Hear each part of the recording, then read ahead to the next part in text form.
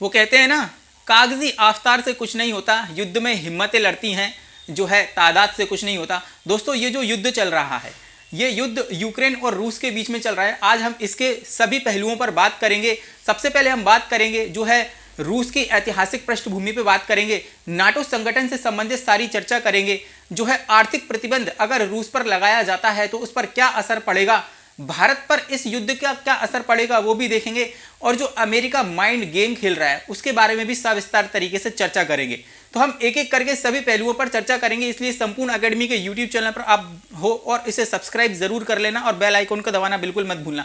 मैं निखिल रघुवंशी आपका बहुत बहुत स्वागत करता हूं आज के इस विश्लेषण के अंतर्गत। सबसे पहले हम ये देखते हैं कि जो बोर्ड पर मैंने नक्शा बना रखा है उसके माध्यम से हम चीजों को समझेंगे। सबसे पहले मैं आप लोगों की इसके ऐतिहासिक पृष्ठभूमि की बात करता हूं। 1991 की हम बात करते हैं, 1991 की हम जब बात करते हैं तो रूस जैसी कोई भी चीज नहीं थी। इसके पहले रूस के पहले यूएसएसआर हुआ करता था। और क्या कारण था जो यूएसएसआर था, वह क्या कारण था कि रातों रात इतना विकसित देश जो है तबाह हो गया, बर्बाद हो गया, इसके बारे में हम चर्चा करेंगे। इसका मुख्य कारण था मेरे दोस्तों वहां का तानाशाह शासन। अगर हम हिटलर की, स्टालिन की और लेनिन की बात करते हैं या वोल्शेविक क्रांति की बात करते हैं तो वोल्शेविक एक ऐसी क्रांति थी जिसने यूएसएसआर के अंतर्गत जो है उसकी सत्ता का तख्ता पलट कर रख दिया था मेरे दोस्तों।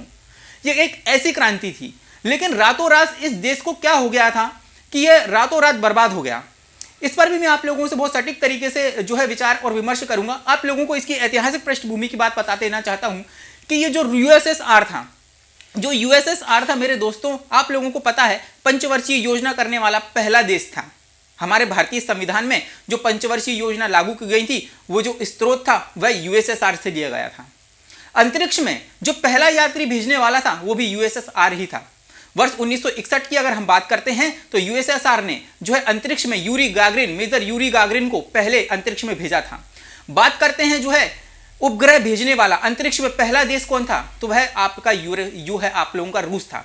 वर्ष 1957 में पहला उपग्रह स्पुतनिक नाम से जो है रूस के द्वारा भेजा गया था। लेकिन अब हम बात करेंगे इसके आगे की, क्या कारण था। मैंने आप लोगों को इसका सटीक कारण बताया कि सबसे मुख्य कारण इसकी बर्बादी का था वहां का तानाशाही शासन। स्टालिन, लेनिन, हिटलर सभी तानाशाही शासक हुआ करते थे। तो इसका मुख्य कारण मेरे दोस्तों वहां का तानाशाह शासन था, क्योंकि लोकतांत्रिक जैसी कोई भी चीज वहां पर नहीं थी। अब हम इसकी चर्चा करते हैं कि ये जो युद्ध छुड़ा हुआ है ये क्यों छुड़ा हुआ है। तो एक मैप के माध्यम से मैं आप लोगों को चीजें समझाने की कोशिश करता हूं और बहुत सरल तरीके से आप लोगों को चीजों को समझाऊंगा। हम एक मैप को देखते हैं। अब ये जो आप लोगों को लाल क्षेत्र दिख रहा है मेरे दोस्तों, ये पूरा क्या है, ये पूरा आपका रूस है। ये जो क्षेत्र आप देख रहे हैं, तो ये जो आपको पूरा क्षेत्र दिखाई दे रहा है रेड कलर का, ये जो है आप लोगों का रूस है। और ये जो आप लोगों को ये जो ब्लैक कलर की ये जो है बाउंड्री दिखाई दे रही है मेरे दोस्तों, ये है यूक्रेन।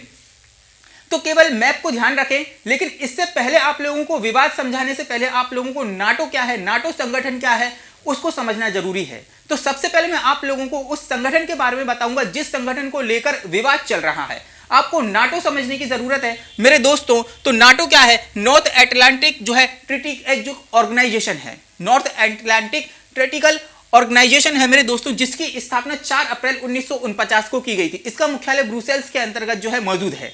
अब ये नाटो क्या है मेरे दोस्तों, नाटो का ऐसा संगठन है जो कोई भी अगर इस देश का सदस्य होगा, इस संगठन का कोई भी अगर देश सदस्य है, मान के चलते हैं कि जो है अगर बेलारूस इसका जो है, अपन बात करते हैं बेलारूस जो है इसका इस संगठन का सदस्य है मेरे दोस्तों। अगर बेलारूस पर कोई भी व्यक्ति हमला करता है तो यह बेलारूस पर हमला ना मानकर पूरे संगठन पर हमला माना जाएगा, और जो भी देश इस पर हमला करेगा उस पर इस संगठन के सभी सदस्य हमला कर देंगे।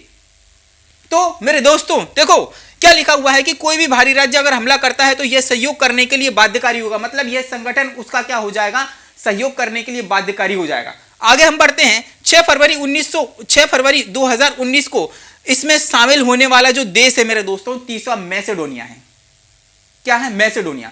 अब चीजों को समझना। अब देखो ये जो नाटो संगठन है इसकी स्थापना किस लिए की गई थी, इसकी स्थापना इसलिए की गई थी मेरे दोस्तों कि यूएसएसआर की जो विस्तार नीतियों को, यूएसएसआर था, यूएसएसआर की मैंने आप लोगों को पहले बात बताई है कि ये यूएसएसआर था मेरे दोस्तों, पहले रूस जैसी कोई भी व्यवस्था नहीं थी। पहले रूस के पहले यूएसएसआर हुआ करता था, और वह अपनी विस्तार की जो नीतियां थी, आप लोगों को पता है, जैसे मैंने बताया कि वह एक तानाशाही शासन हुआ करता था, तो उसकी विस्तार नीतियों को लेकर बहुत ज्यादा चर्चा हुआ करती थी। कई देशों को उसने क्या कर लिया था, कब्जा करके जो है उस पर शासन किया था।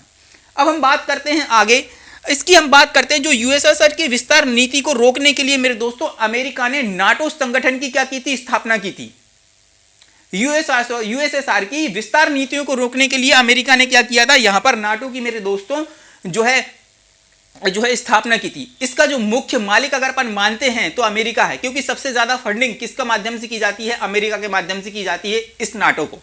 और नाटो संगठन के माध्यम से ही अमेरिका रूस पर शिकंजा कसना चाहता है। क्या करना चाहता है, रूस पर शिकंजा कसना चाहता है अमेरिका।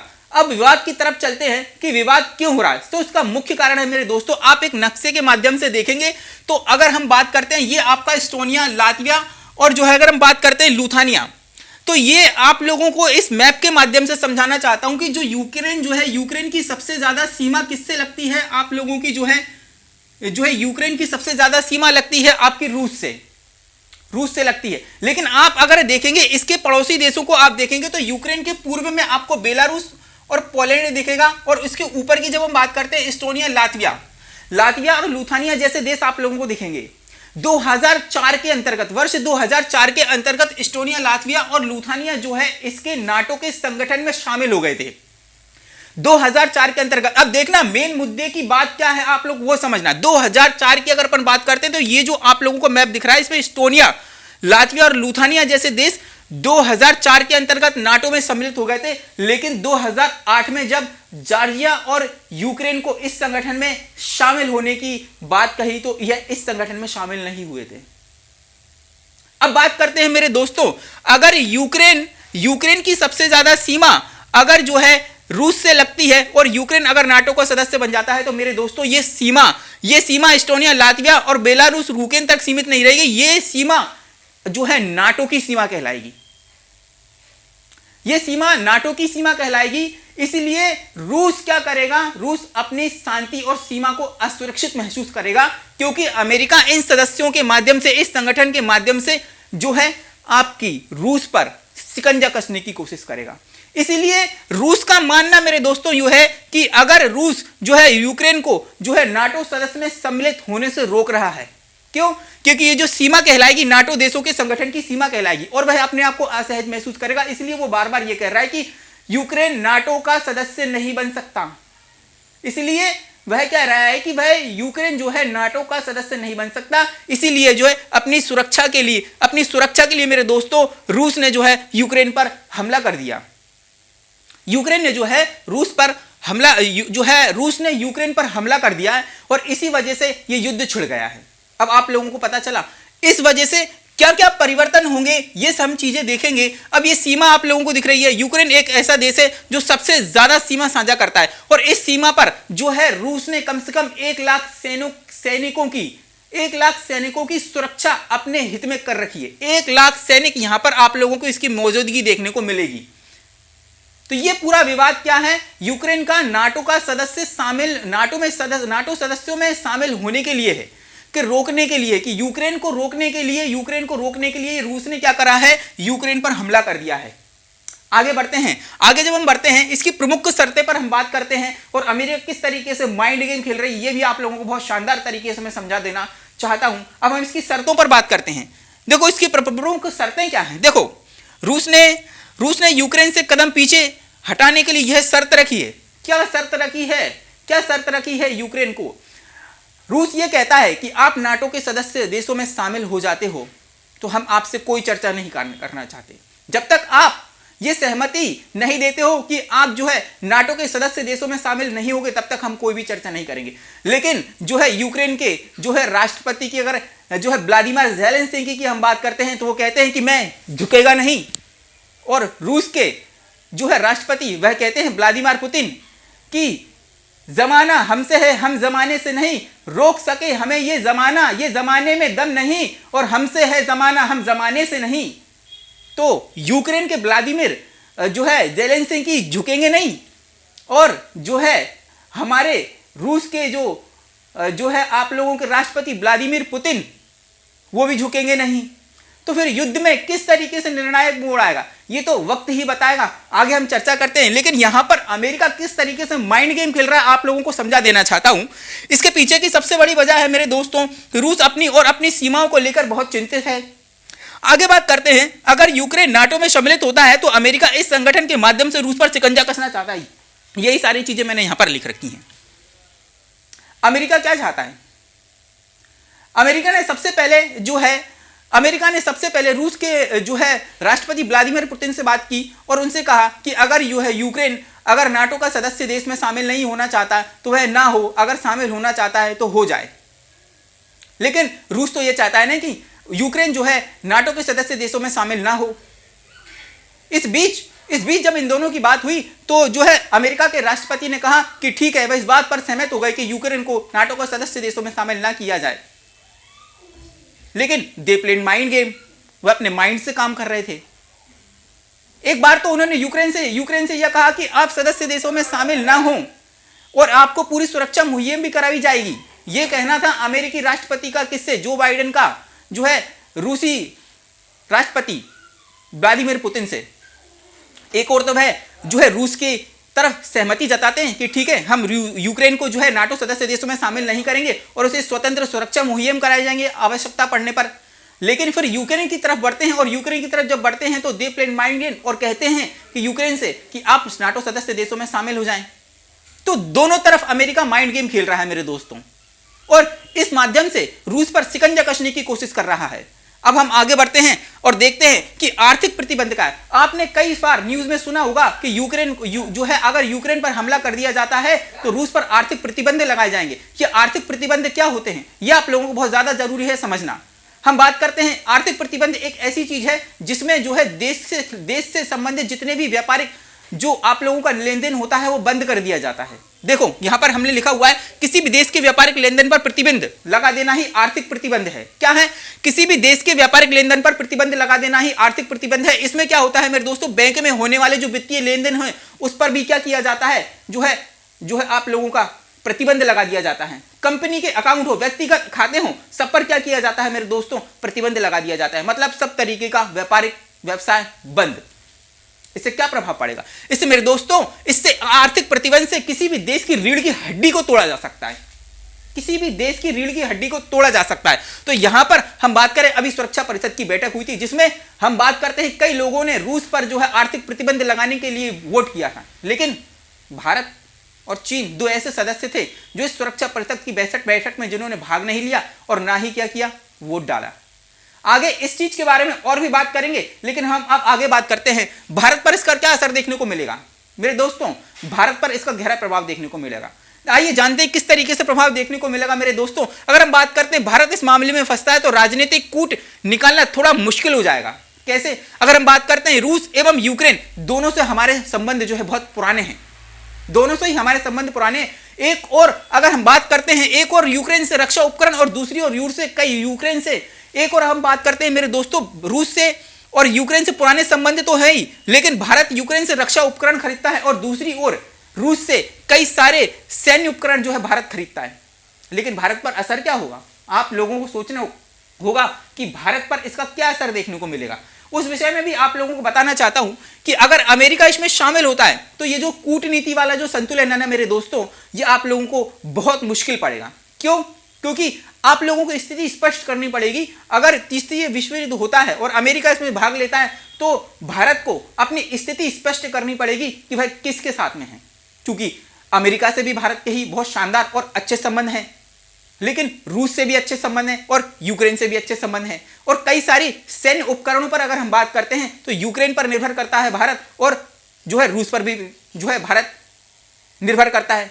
लेकिन अगर हम बात करें, अगर वह यूक्रेन का साथ देता है तो हमें कई सारे सैन्य जो उपकरण जो रूस की सहायता से मिलते हैं वह सप्लाई हमें बंद कर दी जाएगी। इसका फायदा कौन उठाएगा मेरे दोस्त? इसका फायदा आपका पड़ोसी देश चीन उठाएगा। क्यों? क्योंकि भारत और चीन के बीच में जो सीमा विवाद चल रहा है, तो इस मौके का फायदा उठाकर चीन हम पर क्या कर सकता है, निगाहें गड़ाकर बैठा हुआ है और हमला कर सकता है। इस मौके का फायदा उठाकर, इस मौके का फायदा कौन उठाएगा? चीन उठाएगा। इस मौके का फायदा अगर चीन उठाता है तो हम पर भाई शिकंजा कर सकता है।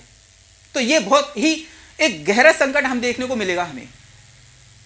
इस तरीके से भारत आर्थिक कूटनीति और सामाजिक कूटनीति के माध्यम से संतुलन बनाने में हमें जो है थोड़ी सी समस्या उत्पन्न हो सकती है ना। अब हम बात करते हैं अमेरिका का माइंड गेम। क्या अमेरिका का माइंड गेम मेरे दोस्तों यह है कि वह संगठन, नाटो का जो संगठन है उसके माध्यम से मेरे दोस्तों रूस पर शिकंजा कसना चाहता है। लेकिन अगर हम भारत की बात करें, भारत एक विश्व गुरु के रूप में जो है इतनी तेजी से उभरा है कि हर एक देश जो है आज की डेट में, यूक्रेन हो चाहे रूस हो चाहे अन्य सदस्य हो, वह भारत से ये अपेक्षा कर रहे हैं मेरे दोस्तों कि वह रूस को जो है सहयोग करे। लेकिन हम जो है रूस के प्रति और यूक्रेन के प्रति हम किसका साथ दें? हम बात करते हैं क्या किसी व्यक्ति ने या किसी देश ने हमारा साथ दिया है? हम बात करते हैं यूक्रेन की। यूक्रेन से भले ही हम काफी सारी चीजें खरीदते हो, सैन्य उपकरण खरीदते हो, रूस से रक्षा उपकरण खरीदते हो, लेकिन जब हम बात करते हैं हमारे देश में परमाणु परीक्षण की, तो यूक्रेन ही सबसे पहले वह देश था जिसने भारत का विरोध किया था और यह कहा था कि जो है भारत को बिल्कुल दुनिया से अलग कर इस पर आर्थिक प्रतिबंध लगा देना चाहिए और दुनिया से ऐसे अलग कर देना चाहिए। क्या ऐसी स्थिति में भारत को यूक्रेन का साथ देना चाहिए? आप बताइए, क्या ऐसी स्थिति में भारत को यूक्रेन का साथ देना चाहिए? रूस की हम बात करते हैं, रूस ने भी जब हमारा साथ नहीं दिया था, ऐसी कई सारे मुद्दे हैं जिस पर रूस ने हमारा साथ नहीं दिया था। हम जो है यूक्रेन के जो है नागरिकों के प्रति सहानुभूति जरूर व्यक्त करते हैं, लेकिन हम ऐसा कोई कड़ा कदम नहीं उठाना नहीं चाहते जिससे कि भारत की अस्मिता पर कोई सवाल उठा सके।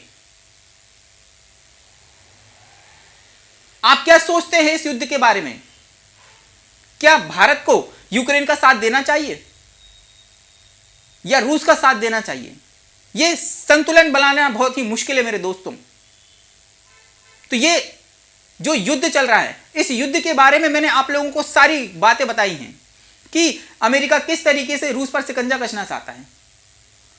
मेरे दोस्तों, अमेरिका और रूस जो है इनके बीच में विवाद तब से चला आ रहा है जब से हमने जन्म भी तक नहीं लिया था, उसके पहले से। और ये किस तरीके की लड़ाई है मेरे दोस्तों? ये केवल और केवल वर्चस्व की लड़ाई है जिसके बीच में अन्य देश पिस रहे हैं मेरे दोस्तों। तो आज मेरे दोस्तों, आज हमने इस पर बहुत ही गहन तरीके से क्या किया है, जो है अध्ययन किया है, जिसमें हमने ये देखा है मेरे दोस्तों कि जो नाटो क्या है, नाटो भी हमने बात की है कि नाटो क्या है। एक मैप के माध्यम से भी चीजों को समझा है कि किस तरीके से ये जो विवाद चला आ रहा है ये किस तरीके से आगे बढ़ रहा है। मुद्दा केवल यह है मेरे दोस्तों कि यूक्रेन नाटो में शामिल होना चाहता है और रूस ये कह रहा है कि हम तुम्हें नाटो में शामिल नहीं होना देना चाहते।